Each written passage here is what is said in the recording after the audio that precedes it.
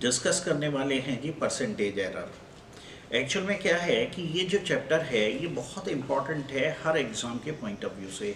11th class में तो syllabus ही यहीं से शुरू होता है, परसेंटेज एरर से, एरर एनालिसिस से। कोई भी कंपटीशन हो, चाहे वो नीट हो, चाहे जेई हो, जेई में चाहे जेई मेन हो या जेई एडवांस हो, हर एक में एरर एनालिसिस का यानी परसेंटेज एरर का क्वेश्चन आता ही है। तो इसलिए ये हमारे लिए बहुत इम्पॉर्टेंट है। और सबसे ख़ास बात, ये टॉपिक है बहुत आसान, बहुत ही आसान है। तो अगर एक बार हमें ये टॉपिक समझ आ जाए तो ये मार्क्स ऐसे समझिए जैसे हमें मुफ्त के मिलने वाले हैं, बहुत कम मेहनत में मिलने। अगर आपसे कहा जाए कि आप अपनी लंबाई नापिए, तो लंबाई नापने में आप हो सकता है कि पहली बार जब अपनी लंबाई नापें तो वो नापे 167 सेंटीमीटर। अगली बार आप ही को कहा जाए अपनी लंबाई दोबारा नापिए, तो अगली बार आपकी लंबाई नापने पर आए 168 सेंटीमीटर। अब तीसरी बार लंबाई नापने को कहा जाए तो पता लगा तीसरी बार तो 166 सेंटीमीटर ही आ रही है। ना तो आप अपने खड़े होने के पोस्चर में कोई चेंज ला रहे हैं, और जिस इंच टेप का पहले ही इस्तेमाल कर रहे थे वही हम यूज़ कर रहे हैं। वही बंदा आपकी लंबाई नाप रहा है जिसने पहले नापी थी, तब भी इन लंबाइयों में अंतर आ सकता है। आप एक प्रैक्टिकल एक्सपेरिमेंट करके देख सकते हैं। अगर आपके घर में वेइंग मशीन है तो आप अपना वेट नापिए। आपने पहली बार अपना वेट नापा, वो आया 56 केजी। अब आप वेइंग मशीन से उतरिए, 2 मिनट सांस लीजिए, उसके बाद रिलैक्स होकर के वेइंग मशीन पर दोबारा से खड़े हुई, तो पता लगा आपकी बार वेट आया 56.1 केजी। जबकि वेइंग मशीन वही है, आप भी वही हैं। आपने इस बीच पानी तक भी तो नहीं पिया कि अगर पानी पिया होता तो पानी के वजह से आपका वेट बढ़ गया होता, ऐसा भी नहीं हुआ। लेकिन फिर भी ये रीडिंग में परिवर्तन आ गया, रीडिंग बदल गई। ये नेचुरल प्रोसेस है, ऐसा हो जाता है। ये जो रीडिंग में चेंजेस आते हैं, ये चेंजेस जिस भी इंस्ट्रूमेंट से आप ये मेजरमेंट्स ले रहे हैं उस इंस्ट्रूमेंट की लीस्ट काउंट के इक्वल हो सकते हैं।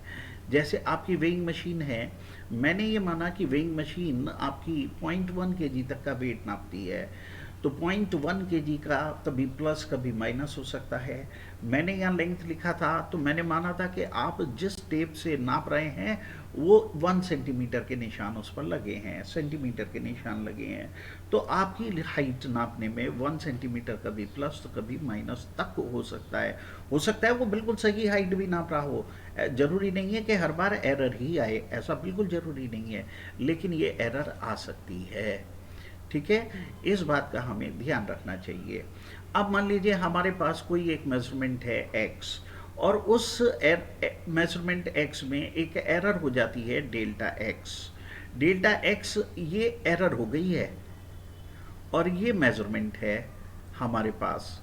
तो यहाँ पर हम एक टर्म डिफाइन करते हैं, रिलेटिव एरर। रिलेटिव एरर होती है एरर डिवाइडेड बाय मेजरमेंट, जो हमारे पास एक्चुअल में मेजरमेंट होना चाहिए थी। इस रिलेटिव एरर को अगर आप 100 से मल्टीप्लाई कर दें तो यही कहलाती है परसेंटेज एरर। ये हो गई रिलेटिव एरर इनटू 100, और ये हो गई हमारे पास परसेंटेज में। ठीक है, अब हम बात करते हैं इससे आगे की। मान लीजिए आपके पास 2 पेंसिल्स हैं और आपसे कहा जाए कि उन दोनों पेंसिल्स की लंबाइयां आपको दी गई हैं x एंड y। अब आपसे कहा जाए कि इन पेंसिल्स की लंबाइयों का सम आप बताइए कितना होगा। तो अब आप उसका कैलकुलेशन कैसे करेंगे कि इनका सम कैसे होगा। तो आपको उसके लिए दोनों की जो लंबाइयां आपने अलग अलग नापी हैं x और y, उन दोनों को ऐड कर देना है। तो आपके पास ये टोटल लेंथ आ जाने वाली है। मैं कहता हूँ टोटल लेंथ आती है u, तो u इक्वल्स होगा x प्लस वाई। लेकिन क्या है, जो लंबाइयां आपने नापी हैं दोनों पेंसिल्स की अलग अलग x और y, इन दोनों में एरर पॉसिबल है। तो ऐसे में जो आपने इन दोनों की लंबाइयां जोड़ी हैं उसमें u में भी एरर पॉसिबल है। तो u में जो एरर पॉसिबल है वो पॉसिबल एरर होगी delta x plus delta y, यानी इन दोनों एरर्स का सम। अब अगर आप यहाँ पर रिलेटिव एरर बात करते हैं यू में, तो रिलेटिव एरर हो जाएगी यू के लिए डेल्टा यू अपॉन यू, यानी ये हो जाएगा delta X plus delta Y divided by U का value, that is X plus Y, ये हमारे पास हो जाएगा। ठीक है, अगर आपको इन दोनों पेंसिल्स की लंबाइयों का डिफरेंस निकालना है और उसको हम u कहें, तो वो क्या होगा, इन तो u होगा x माइनस वाई। अब एरर तो आपसे x में भी संभव है, y में भी संभव है, तो अब आप ये बताइए u यानी इन दोनों की लंबाइयों के डिफरेंस में एरर कितना संभव है, वो हो गई delta x minus delta y. लेकिन यहाँ पर एक बात और है जी, पता लगा पहली पेंसिल की तो लंबाई आपने एक्चुअल से ज़्यादा नाप दी है और दूसरी पेंसिल की लंबाई एक्चुअल से कम नाप दी है, तो आप बताइए इन दोनों एरर्स का सम हो जाएगा ना। कैसे हो जाएगा, पहली पेंसिल की लंबाई 10 के बजाय तो आपने 11 नाप दी और सेकंड पेंसिल की लंबाई 6 के बजाय 5 नाप दी, तो जो डिफरेंस 4 आना चाहिए था वो डिफरेंस आपका 6 आएगा। ये बात समझ आ रही है? तो ऐसे में जब हमें ये कहा जाए कि u में होने वाली मैक्सिमम पॉसिबल एरर बताइए क्या होगी, तो ये जो डेल्टा के पहले का माइनस है ये हमें प्लस कर देना होता है। ये बात आप लोगों को याद रखनी है। तो अब आप यहां से देखिए u इक्वल्स था हमारे पास x माइनस वाई, और जब हमें ये कहा जाए u में मैक्सिमम पॉसिबल एरर बताइए कितनी होगी, तो ये मैक्सिमम पॉसिबल एरर हो जाएगी delta x plus delta y. अब आप ये बताइए u में हमारे पास मैक्सिमम पॉसिबल रिलेटिव एरर कितनी होगी, तो आप इसे डेल्टा u मैक्स को डिवाइड करेंगे u के वैल्यू से, तो ये हो जाएगा delta x plus delta Y divided by u तो x माइनस वाई ही है। यहाँ पर माइनस साइन को प्लस साइन करना है, मैं एक बार फिर से बताता हूँ, केवल डेल्टा के पहले वाला साइन अगर वो माइनस है तो उसको प्लस कर देना है, डेल्टा के पहले वाला। यहाँ पर हमने ये माइनस साइन को प्लस नहीं किया क्योंकि यहाँ पर डेल्टा नहीं था वाई के पहले, आप चेक कर लीजिए इस बात को। हमें केवल डेल्टा के पहले वाला साइन ही बदलना होता है, उसी को प्लस करना होता है, ये बात आपको याद रखनी होगी। अब हम कुछ बातें यहाँ पर डिस्कस करते हैं इसके बाद। अब हम बात करते हैं, मान लीजिए मुझे एक रेक्टेंगल का एरिया कैलकुलेट करना है। रेक्टेंगल की लंबाई हो गई x, चौड़ाई हो गई y, तो u इक्वल्स हो गया x इंटू वाई। अब अगर आपसे ये कहा जाए कि यहाँ पर x में भी एरर पॉसिबल है डेल्टा x, y में एरर पॉसिबल है डेल्टा y, तो अब आप u के लिए बताइए। जब कभी भी मल्टीप्लिकेशन या डिवीजन होता है तो हम सीधे रिलेटिव एरर का कैलकुलेशन कर पाते हैं। यहाँ पर delta u upon u equals होगा delta x upon x plus delta y upon y, ये होगा। ये बात भी आपको याद रखनी है। मैं फिर से बताता हूँ अंतर क्या है। पहले केस में u इक्वल्स था हमारे पास x प्लस वाई, तो वहाँ पर हमारे पास डेल्टा u आया था, delta x plus delta y. इस बार रिलेटिव एरर आई है मल्टीप्लिकेशन के केस में, ये डिफरेंस आप लोगों को ध्यान में रखना है। अब हम बात करते हैं जी डिवीज़न की। मान लीजिए आपको कोई मेजरमेंट x है, उसमें दूसरी एक मेजरमेंट y से डिवाइड करना है, तो हमें आंसर कैलकुलेट करना है u का वैल्यू जो कि x अपॉन वाई है। ठीक है, तो इसको आप लिख सकते हैं x into y raise to the power minus 1। तो इस बार डेल्टा u अपॉन u, मैंने आपको पहले ही बताया था कि मल्टीप्लिकेशन और डिवीज़न में सीधे हमारे पास रिलेटिव एरर आती है, तो ये हो जाएगा minus delta y upon Y.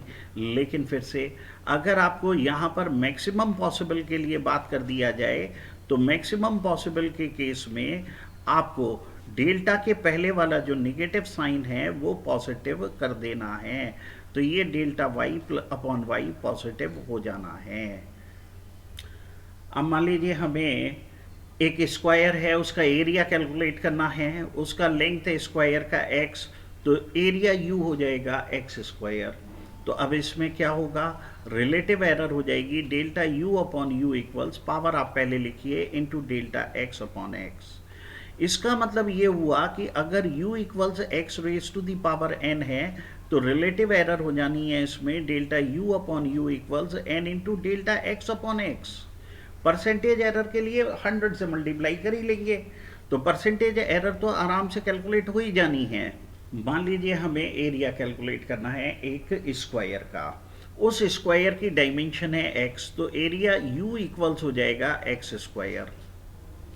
तो यहाँ पर एरिया में जो एरर के लिए हम कैलकुलेशन करेंगे उसमें रिलेटिव एरर होगी delta u upon you equals 2 into delta x upon x. इसका मतलब ये हुआ कि अगर कोई फंक्शन है u और वो x की पावर n है तो इसमें रिलेटिव एरर हो जाएगी delta u upon you equals n into delta x upon x. Percentage error में तो कहीं कोई दिक्कत है ही नहीं, रिलेटिव एरर को 100 से मल्टीप्लाई कर ही लेंगे आप। तो इस परसेंटेज एरर के कैलकुलेशन में अगर आप देखें तो हमारे पास कुल मिला के कितने रिलेशन हुए। एक तो एडिशन का था, अगर u equals x plus y है तो उसमें हमारे पास सीधे रिलेटिव एरर नहीं आती है, इसमें डेल्टा u का वैल्यू आता है delta x plus delta y. अगर आपको इसी में रिलेटिव एरर कैलकुलेट करना हो यानी delta u upon u calculate करना हो तो वो हो जाता है delta x plus delta Y divided by x plus Y.